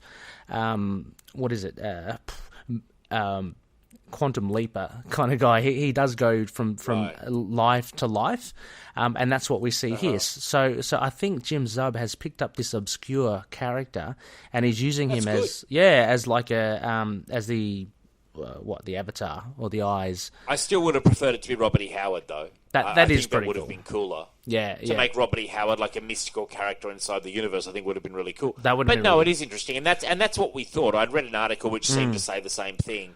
Yeah. I've not read the stories myself, but Robert E. Howard wrote a lot for pulp magazines, and some of the stuff was either unpublished as it was rejected, or it just he hadn't submitted it when he died, because he committed suicide when his mother died. But he was a prolific writer. And again, I'll point people to the Robert E. Howard collections on Amazon. You can pick them up very cheaply, and there's some of the best reading you'll get. And I think it really would appeal to a lot of comic book readers, because it's pulpy, it's fast, it's action-packed, it has romance, violence, all sorts of stuff going on in it. Yeah, no, it's fantastic. And I can't wait to see what he does with James Allison, because it seems like a very... multi-dimensional character. Like, we've got this Njord introduced in... I think he's going to be just a pivot character, right? I think he's just your POV character. I don't think he's going to be that incredible. Because I thought maybe... Oh, well, you're right. There's only 3 more issues as well, but I'm intrigued by this Njord, this past life. I want to see how that's connected to it. Maybe Njord is living in the Hyborian age, similar as Conan. Maybe that's what connects him to Conan. I don't know. But I guess we'll see. Prepare to be underwhelmed, Ray. Like, it's not going to be that good, man. Like, these team-up issues with, 4 different characters over 4 issues are never that good. Yeah. Like, they're okay, but, I'm just not... prepare for 6.5 out of 10 at best. Yeah, you know? Look, I think the length of it as well, 4 parts... I think, it's never going to be a great read that you're going to go, whoa, what a journey. It's going to be a short, sharp little thing, but hopefully it springboards into some series. I'm kind of still interested in Solomon Kane. I think they've already announced Dark Agnes as a series, so that's really? Really? Are they doing Solomon Kane and Dark Agnes series? See, that interests me a lot more. Well, I didn't know they were doing that. Dark Agnes. I don't think they've released Solomon Kane. I think it was in the February solicitations or January. Okay. So she's. I'd pick that up. I do that on Signal for sure. Yeah. No, see, that's interesting. That's interesting. So, and that's why they're bringing these characters together with Conan. Yep. And I see. Okay, And Moon Knight, right. yeah. Well, that's. I hope they also do Solomon Kane. Solomon Kane's hope pretty so. cool, man. He could definitely have his own series. Yeah, I saw Dave. I saw on Facebook Marketplace I think it's a 4-parter or 2-parter of Solomon Kane the series by Dark Horse. Someone was selling it online. I was thinking, "Ooh, should I just get that?" Oh, I don't know. Maybe I don't think he'll be disappointed. I'd also say to you, Ray, do you read a lot? Do you read much prose? I used to, but time is, very sparing now. But Well, I do a lot. Yeah, I understand that. You've got a young child and everything, but even still, the short stories that Robert E. Howard wrote of Solomon Kane are going to be much better than anything that Marvel puts out. I guarantee it. I think that's where I'll go first. To be honest, I think you sold me. And they're not hard to read. There's only about 6 or something of them, and honestly, I hope this Dark Agnes series and Solomon Kane are really good, but nothing will beat the Robert E. Howard stories. Yeah. Yeah, no, it's great. I'm going to check them out on Kindle and Amazon as soon as we wrap up. Really, you can literally get them for 99 cents. 100 stories by Robert E. Howard for 99 cents online. 99 cents of joy. That's good. That's great. There you go. Look, finally, as well, references. Look, I wanted to point out as well, Werewolf by Night 33. Scott Eaton pays homage to the cover to that. So we see in the Moon Knight when he battles the Werewolf by Night. That's taken straight off issue 33. I've got a question, Ray. Did Moon Knight ever have werewolf powers? He did. He did. In the sense that he had super strength, agility, reflexes. That's all. Does he still have them or not, or he lost them? No, Doug Mensch, he retconned it. I think he went for it for about 4 issues, and then all of a sudden he lost them. And then they came back again in the 80s with the Moon being... and High Priest being the things that... but he did. Apparently, well... It was kind of off-panel, I think. He gets bitten by the werewolf, and apparently the saliva infused with his blood, and he got there. So all that sort of stuff. So, yeah. It was a bit messy, the origin, all the way back then. But any references, Dave, of Conan? Did you pick any? I'm not sure if there were any particular references to Conan runs here. Did you... Any not really. No. I mean, I didn't know. I was interested in when they said he was sort of bitten by Set. I thought, were they referencing an earlier adventure? But I think they were just referencing something that happened in off-panel land, basically. Okay. Yeah, that's what I... Conan often fights the Set and goes down to Styria, where I think or Stygia, which is where Set is worshipped, the serpent god. And it's kind of more sorcerers and stuff down there. And Conan, as I told you, distrusts witches and sorcerers and wizards. So is that so he's often battling against those guys. Is that a thing then? So he comes across Set a lot in his adventures? Oh, yeah. Set's one of the... Okay. The serpent god that's from Robert E. Howard's, legends. Okay, because that's one of the most common sort of... there's a few gods in Conan's world. Obviously there's Crom, but like I told you, Crom takes no interest in people. There's Mitra, who's a god of... I think she's sort of of healing, and he or she is kind of almost one of the main gods. Yep. And then there's Set, and Set is kind of more evil and a serpent. And, Set. Set is a derivation of an Egyptian, one of the Egyptian gods, a god of chaos. So there's that direct link with. And Robert E. Howard, pilfered from all sorts of mythology in his stories, as you would imagine. He wrote them back in the 20s and 30s. So. Yeah. Oh, cool, interesting. Because I also know, Dave, as well. I think there have been solicitations announced of. There's another Conan series called the Serpent Crown. I think so. Marvel readers would know the Serpent Crown featured heavily in Atlantis attacks and back in the 80s and the 90s. So there's going to be another series with Conan. I think it's a limited where he searches for the Serpent Crown, I think. And that more recently has been revealed in, I'm going to say, The Invaders by Chip Zdarsky. So Namor actually had the Serpent Crown there. So it's popping up, and Conan's going to run into it again. Can I be honest? I really prefer Conan in Hyboria as opposed to the modern world. Okay. Yeah. I think that this... Jim Zub actually himself said that he prefers that. I love Jerry Duggan. I think Savage Avengers is cool, but I think the more time Conan spends in the modern world, the less interesting it becomes and he becomes. He should be back in Hyboria. I wish I would just do that better. He doesn't need to fucking fight against Daredevil like, to make him cool. Conan's already cool. Yeah, really, he is. Like, Conan doesn't need all these fucking crossovers into the modern world. Well, if any... Conan's fans love his original stuff, you know? Well, if anything, I reckon Marvel should create some characters that will make their way into the Hyborian Age, and then you have Conan stay there. And I think that would be really good. So, well, like Scarlet Witch, she travelled to Hyboria in Avengers Road Home, whatever it was called. Yeah. Oh, I would love to see that. Oh, I mean, like someone not modern looking, like someone more of Conan's aesthetic. That would be cool. Like if you set some Marvel character up, and then that's a crossover there, but you don't have any of this crisscross of modern and Conan. I think that would be... Yeah, well, there's already characters in, like, Belit, the pirate queen. Mm-hmm. Like, she's had a series. She's based in Conan's world. She was his girlfriend for years. Yeah. There's Valeria, the swordswoman. I mean, there's already characters there. I sort of think...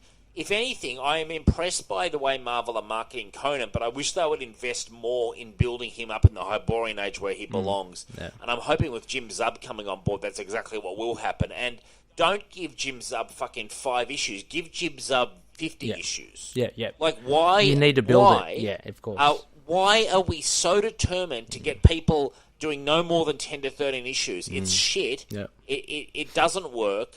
These constant reboots don't work, and they're playing to a smaller and smaller crowd. Give Conan a stable creative team. He's a great character. Jim Zub loves the character. I was disappointed Jason Aaron only stayed around for 12 issues. If Jason Aaron's goal, his whole fucking career was supposedly to write Conan, why would he only stick around for 12 issues? That's what I don't understand.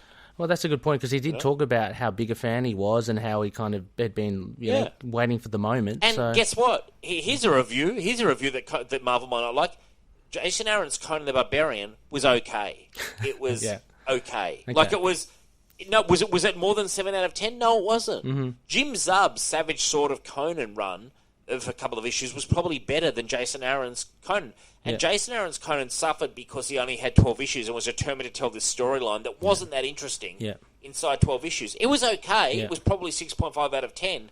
But Jason Aaron is a guy who normally gives you 8.5 out of 10. Yeah. And why, it was just, it was almost like he felt constrained by the story. Yeah.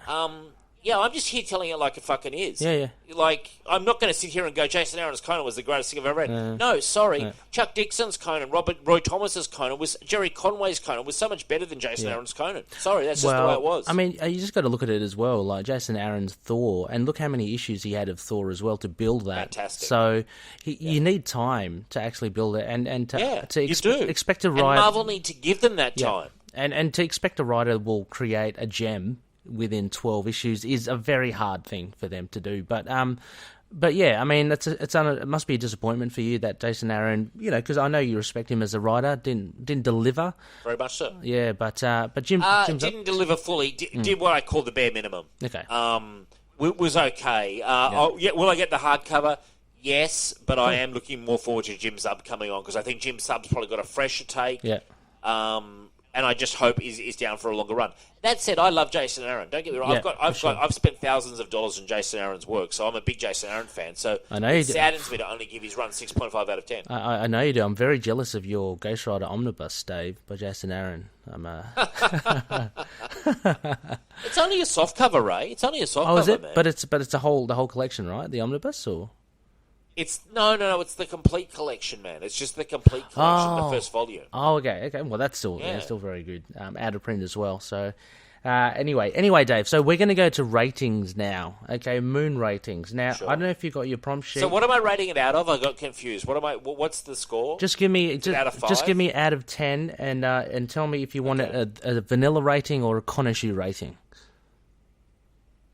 Okay. So I don't know what the difference is. So out of 10 for this issue, yeah? Mm-hmm. So what are you going to give it? I would give this 6.5. Oh, okay. Very cool. Very good. Look, that's a waning gibbous. So Dave, on the record, 6.5 out of 10. Very good indeed. I'm only saying that, Dave, because truth be told, I was going to give it a 6.5, and I've changed it down to a 6. Okay. But then maybe I should stick to my original. So, I'm going to... No, It's your show, Ray. No, You can do what you like, man. No, because I'm just trying to weigh it up now. Like, I've got this new rating system where I'm a little harsher. I'm a little more, Right. a little stricter. I think I'll say 6. Okay, 6 out of 10. And I'll go for a vanilla rating. That's a waning gibbous as well. So both Dave and I are in the waning gibbous phase. What's the other option? I don't even understand what the other option is. Well, What's the other option? Connor's option. What does he do? So Khonshu, he actually created a rating system himself. So out of 0 to 10, he's got a description of it. So generally, we usually do a rating system with the phase of the moon. Your one now would be Connor's would be a getting small moon. As to what that means, I have no idea. But it's anyway. I thought I'd just share it. So 6, 6 I thought is decent. It's a pass. Some of the positives are that we get a bit of Moon Knight action, obviously, so a bit of bias there, and some of the art is good, like the splashes, but overall, like the overall art is not satisfying, unfortunately, and it's a very simple story, so can't really give it much more than a 6. So there you go, Loonies. That's fair. I think we're being very fair. Yeah, no, we're very, very fair indeed. Thank you so much, Loonies. We actually, Dave, before we go, we have some feedback. So I'd like to read it out. First one, sure. From our Facebook group, we have one from Jonathan, and he says, "I miss the birdhead Khonshu." Thank you, Jonathan. Warren Ellis's birdhead Khonshu is pretty cool. But I've missed the old-fashioned Khonshu, so I'm happy to see him back. And having a bit more of a traditional story with Conan and all these other characters, I think it warrants an older, more traditional-looking Khonshu. We have another comment from Phil Perrich, one of our fellow collective members from Capes and Lunatics. He said, "It seemed like an awesome setup, but no multiple personalities. Marvel seems to be ignoring Steve and Jake lately, assigned to come with the Disney Plus show, ? So, as Dave and I... doubt it. I highly doubt that the Disney Plus will ignore the multiple personalities. I think this is more just because they had less room to work with. I think so. You're right, Dave. It's a big component of Moon Knight, the identities, so they're going to have to play with that. If you're going to bother to do Moon Knight on TV, you'll definitely incorporate something to do with the multiple personalities. Exactly. Another comment here from Rick, the Rick Ball special. He says, "Keeping it nice and short, Conan's Serpent War, it did exceed my expectations, bringing in a passage of Robert E. Howard characters and concepts. James Allison, Njord the Wanderer, Dark Agnes, Solomon Kane. Jim Zub really did get things off to a fascinating start, and the art by Scott Eaton was good to fantastic." Oh, there's a bit of a difference there, Dave. Yeah. Can't wait to see more. Rick's swinging for the fences, isn't he?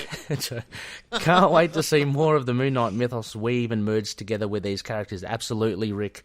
I want to see more Moon Knight, and I'm confident. Rick should work in PR for Marvel with that kind of review. Like he should. But look, very encouraging that Jim Zub has given a bit of the spotlight to Moon Knight there. So hopefully we'll get more. Yeah. We've just got a few more here, Dave, from our Facebook page. A short one from Carl Stout, one of the co-hosts from Sons of the Dragon, the Iron Fist podcast. He podcasts with Connor. He just says, "OMG, oh my God, Solomon Kane." So, Carl, I know you must be a big fan. He's feeling it. I think I'm a fan, and Dave, I know you like him, so that's pretty cool. Oh, I like him a lot. Yeah, it's cool. And Chad, we have Chad, the power of Chad.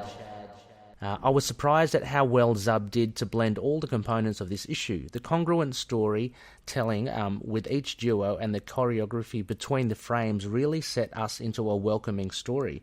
It didn't demand a study on each combatant, and it didn't force any unwanted dialogue.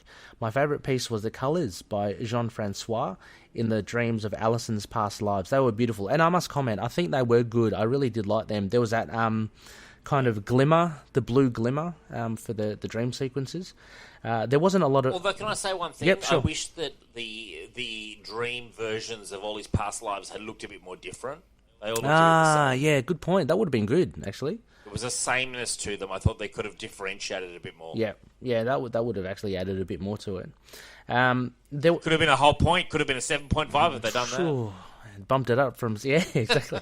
The extra story for Kane was a nice touch. He's got the director's cut digital version, and the digital. Yeah, I've got that too. Okay, and the digital copy have the pencil ink color segments, was really cool. Looking forward to the next installment. I give it a solid round boy. That's in the Khonshu rating system, 7 out of 10. It's a good issue. Fair enough. Yeah, thanks, Chad. And he finishes off with, it's a good issue, great artwork, but a bit on the empty end regarding Mark. That being said, it's a Conan issue. Not even a West Coast Avengers or Secret Avengers co-op. So, fair enough. It's fun. It's more of a Moon Knight guesting inside a Robert E. Howard story, really, if you think about it. It is. Everything else other than Moon Knight is Robert E. Howard. So it is. Moon Knight's the guest here, so hence getting less of a run. Well, it surprises me. He actually got a bit more at the beginning. He got a fair few pages. So, but understandably, he should be less because it is a Conan book, really. Look, I mean, I'm not saying it needs to be one or another, but every other character is a Robert E. Howard exactly. character. It's a whole universe. Yeah, definitely. And finally, another comment from Jonathan Sapp said, who commented in the group, now on the page, an intriguing start, interesting characters, but why not Birdhead Khonshu? He's back again on the Birdhead. Yeah. We're back to the hoodie again. They love that Birdhead Khonshu, don't they? He does look pretty cool visually. It is a pretty cool, yeah, in the white suit. Funny because Ellis's reboot was supposed to be the new norm, and now there's nothing left from that. MPD, white, costume, hoodie, Khonshu, all back. I think the show... Well, that was 10 years ago. Jesus Christ, things move on, you know? Yeah, fair enough. You can't have Moon Knight rolling around with a fucking paper bag over his head for the rest of his career. Well, that's one of the recurring things that Moon Knight series is they always change, chop and change. So you can't, people that love the Houston run, they're pining for more of that. But it's unfortunately it just changes because that's Moon Knight's. The writers, they love to write him and they love to get in that sandbox. So that's why you get different stories. Anyway, he finished. You've got to embrace a bit of difference if you're a Moon Knight fan. Exactly. So anyway, Jonathan finishes off with, I think the show should go supernatural and weird to differentiate from Daredevil. And absolutely, Jonathan, I think so. I agree. Disney Plus. I agree with John on that comment, big time. So thank you very much, Loonies, for those comments. Dave, there's only one more from YouTube. Now, this was on our episode prior, episode 123. And again, a big shout out to CMK7. He is our ITK robot, and he says another because of his name. He said, yeah, it does sound like another great episode, guys. Keep them coming. Thanks for the shout out and reading my post. I wasn't expecting that. You blew my mind. Then my handle does sound like a droid or something. I should have given it more thought. I was just going for something simple and plain in case I use the account for work or something. Poor Bendis. Oh yeah, we reviewed the Bendis issue. He gets no love from Mooney fans. I can see why, I guess. Because it sucked. Because his run sucked hard. Dave, telling it as it is. He took quite a few liberties with Mark's dissociative identities. But other than that, I quite like the series. There's a lot of really great stuff in there. And overall, I consider it a great showing of our beloved Lunar Legionnaire. Punching way above his weight class again against Count Nefaria, I found incredibly exciting. Dialogue and characterizations were great. Well-placed bits of humour going against other more known villains in Hyde and Madame Mask, etc. And that art by Maleev is truly remarkable and I find very fitting for this character. It does work best as a collection though, as individual issues not nearly as strong. And that is, I 100% agree. Dave, Wayne and I, we reviewed issue 4 and what we found was that it was just like reading a snippet of, it's like reading a chapter of a novel. Yeah. It certainly... Who wrote it? Bendis. So it certainly does... Right. Typical Bendis. Yeah, exactly. His 12 issues read a lot better altogether rather than one.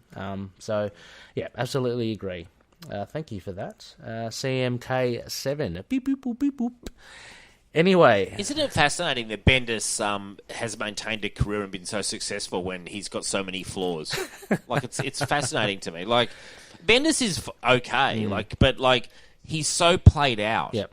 Do you know what I mean? He's been on the decline for a decade plus, and yet he's maintained a career. So tribute to him, really, because frankly, a lot of Bendis is like treading water when you read it. Dave, I always get this image of when people talk about Bendis of, a huge blimp, but, on fire and slowly crashing, because he did reach the heady heights back in the day, but everything he's doing now seems to be just critiqued and slammed, and he's going down, like, you know. So yeah, but he's been doing that for a long time, and he's still got a successful career. So I actually think Bendis is doing okay. He's very high in his own supply. Well, Bendis. I mean, if you ever that's what, have the misfortune to listen to him talk, he really does believe he's one of the greatest writers of all time. All evidence to the contrary. You know, his last 10 years have been average to below average in terms of quality. Yeah, I mean that's why I mentioned the blimp, Dave. You know, slow. It is the blimp. It's you know, as you're saying, he's been declining for a long time. The blimp slowly floats. Have you seen him look how he looks now? Ever since that he had the illness, he looks like death warmed up. Oh, jeez, Dave. He actually looks. Have you actually seen it? I've seen it. He wears like these black glasses, and he's pale as hell. He literally looks like a walking death. Wow, I know he lost a lot of weight, but that's he got really sick. Yeah. Bendis got really he had sick. An operation he lost vision and everything. Oh, wow. Like, he had a really bad illness, and my heart goes out to him. But like, check Bendis out at a panel now. He looks like a walking zombie. He's so pale, and he's lost all this weight, and he wears these dark glasses that don't do him any favours at all. And you look at him, you're like, wowee. They're like, Jesus Christ, Bendis, like, get some colour He's not that into old, you. though, as well. So I'm hoping all the... No, he'd be about my age. He'd be in his mid-40s. Really? I thought he'd be in his 50s. Or okay. He definitely looks a little old. Oh, I'd say mid-40s to 50. He'd be in that region. Yeah. Geez, well, I hope his health stays. You know, despite regardless of his storytelling. All the best for his health. Sure. Well, what will happen, right? We've got no power over his health, man. Like, you know. That's it. And on that note, I've just got to thank you, Dave. Thank you so much for joining us on this. It's been an awesome blast, chat. Dude. It's been a blast. I've really enjoyed it. Bit of free balling, a little bit of comments here and there. Probably ruffled a few feathers along the way. Too bad, you know. Any complaints, send them to Ray. I'm not going to read them. This wouldn't be a guest appearance by Dave without a few feathers ruffled. So it's always fun. No, a huge thank you, Dave. You're always welcome on here. I can't believe you've only been here 2 times. I've been on the Signal a few times. I'm loving it over there as well. So yeah, we love you on the Signal, Ray. We love Connor, your co-host. I love the other Connor as well that you do on with Last Unscripted. I love both the Connors. You guys are great. You guys are fantastic. Proud members of the collective. You're always all welcome on the Signal of Doom. Fantastic, exactly. And on that as well, we are part of the collective, as Dave said. Signal of Doom, Into the Night. It's a band of so many great podcasts. A lot of them character-based. Some of them as well, similar to the Signal, pop culture-based. Very, very fun listening. So you got the likes of, I'm just looking at a list here, the EMP, Earth's Mightiest Podcast. They do Avengers, Deadpool, X-Men. You have the Inner Demons. Dave likes to call them the Court Jesters, the Ghost Ride. The Court Jesters. Ghost Rider podcast. There's also Sons of the Dragon, Immortal Iron Fist podcast. Anything there to take your fancy, it's there. So a huge shout out to them. Links in the show notes. Next phase, we are doing a Moon and Stars segment. I will have with me a guest, Caden Batera. He's a director of that fan film of Moon Knight. Dave, I'm not sure if you've seen that or not. It's a very, very well-produced short film. Yeah, that's cool. He takes a lot of. I'll have to send you the link after the show. He takes a lot of liberties with Moon Knight and the aesthetic and everything. But you can't deny he's got a bit of talent, the young chap, with filmmaking. So, going to have him on the show next time. So a big thank you once again, Dave. Look, Loonies, you can find us. You can drop us a line on email, itkmoonnight@gmail.com. We're on Facebook, Twitter, Instagram, YouTube, Discord, Get Vocal. We've got a website. All that is in the page that you're kind of associated with this episode. My head's spinning. There's a lot going on there. There's a lot of different options. Oh yeah, there's a big wrap up. I used to go through all of the details, but look, it's just easier. There are links over there. Can I buy an implant and just put you guys into my brain so that I can just be piped in direct? If only. There's going to be technology like that later, I'm sure of it. iTunes ratings, reviews, very much appreciated, guys. If you can, that'd be good. If you just let us know what we can do to improve the show as well. We always love to hear that. More Dave. More feather ruffling. I'm sure. Imagine if Bendis hears it and he's like cursing in his little writing studio. I do not look like death. Let me write a 5-part series with my shitty characters and tell him that. All my crappy creator characters. With that, I'd like to say thank you once again, Dave, and to everyone. May Khonshu watch over the denizens of the night, especially for you, Bendis. See you later.